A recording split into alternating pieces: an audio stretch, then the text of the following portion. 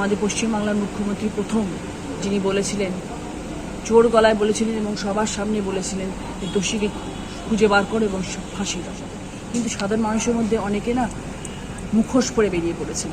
সাধারণ মানুষের সাথে সাধারণ মানুষের মতন আমিও আছি, আমি সাধারণ মানুষ বলে নিজেকে মনে করি। এদিন হুগলি জেলাশাসক কার্যালয়ে আসেন হুগলির সাংসদ রচনা বন্দ্যোপাধ্যায়। এদিন প্রথমে তিনি এলাকার উন্নয়ন নিয়ে জেলাশাসকের সাথে বৈঠক করেন। বৈঠক শেষে আরজিকর কাণ্ড নিয়ে আবার মুখ খোলেন।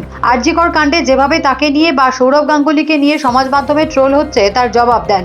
এছাড়াও দোষীর ফাঁসির দাবি করে বলেন ৫-৬ জন সাধারণ মানুষের প্রতিবাদের মাঝে ৩০ জন রামবাম ঢুকে পড়ছে মুখোশ পরে, আর তারাই প্রতিবাদ ছেড়ে নিজেদের স্বার্থ সিদ্ধি করতে রাজনীতি শুরু করে দিচ্ছে।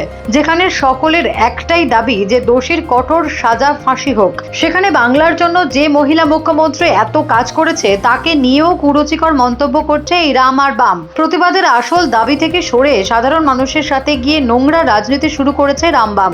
এদিন সিপিএম আর বিজেপিকে এইভাবেই কড়া ভাষায় উত্তর দেন সাংসদ রচনা বন্দ্যোপাধ্যায়। দাবি করছেন অনেকেই, হঠাৎ করে বাংলাদেশের একটি স্লোগান চলে এসছে বামেদের মুখে, দফা ১ দাবি ১ মুখ্যমন্ত্রীর পদত্যাগ। কি বলবেন? দেখুন, আমরা মুখ্যমন্ত্রীর পদত্যাগ নিয়ে বিরোধী পক্ষ অনেকে অনেক রকম কথা বলতে পারেন। আমি একটাই কথা বলবো যে আমরা সুবিচার চাই, তিলোত্তমা সুবিচার হোক, দোষী শাস্তি পাক, দোষী ফাঁসি হোক। তো সবাই আমরা একটা জায়গায় দাঁড়িয়ে আছি যে আমরা চাই যথাসম্ভব যত শীঘ্র সম্ভব কালপ্রিটকে ধরা হোক এবং তার যথাযথ শাস্তি হোক। এবং আমি মনে করি আমাদের পশ্চিমবাংলার মুখ্যমন্ত্রী প্রথম যিনি বলেছিলেন, জোর গলায় বলেছিলেন এবং সবার সামনে বলেছিলেন যে দোষীকে খুঁজে বার করে এবং ফাঁসি দাও।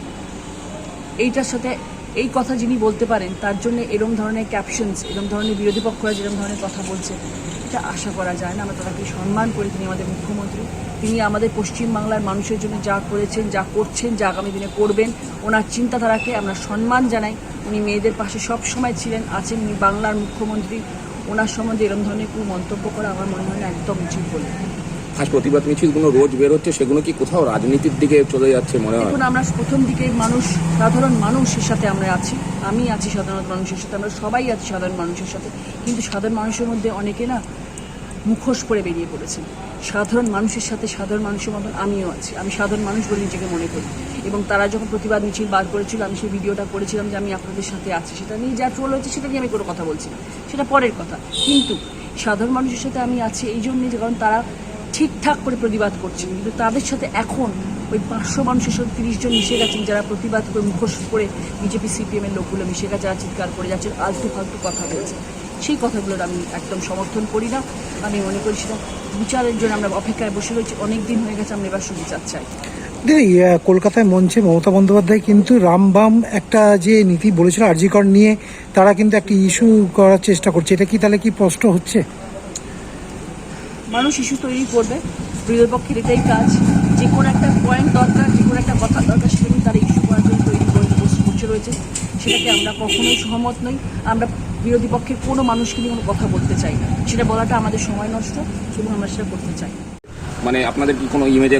আমি যে আবার একই কথা বললাম, যারা আমাদের বিরোধী পক্ষ আছেন তাদের আর কোনো কাজ নেই, তারা ওই একই করে যাচ্ছেন, কিছু বলার নেই, ওরা আর কিছু বলার সুযোগ পাচ্ছেন না, তাই এখন আমাদের সবাইকে নিয়ে টানাটানি করছেন, এছাড়া তো ওনার কাছে টপিক নেই। কিন্তু দিদি, আজকে কিন্তু এখন তো সৌরভ বন্দ্যোপাধ্যায় কিন্তু এই তিলোত্তমার জন্য কিন্তু নেমেছে, তা সেও কিন্তু প্রতিবাদে সরব হয়েছে। কি বলবেন? ওনাকে নিয়েও তো ট্রোল হয়েছিল, আপনাকে নিয়ে হয়েছিল। আমরা সবাই তো ওরা মানে সৌরভ গাঙ্গুলির নাম কেন আসছে আমি জানি না। মানে আমরা সবাই চাইছি যে তিলোত্তমার জন্য আমরা লড়াই করবো, তিলোত্তমার জন্য আমরা আওয়াজ তুলবো। সেখানে সৌরভ গাঙ্গুলিও আওয়াজ তুলছেন। আমরা সবাই মানুষ, after all we are all human beings. আমরা চাই সুবিচার হোক, আমরা সবাই একসাথে আছি, আমরা একজোট হয়ে আছি, আমরা জনসাধারণের সাথে আছি। ব্যুরো রিপোর্ট, সোনারপুর বার্তা।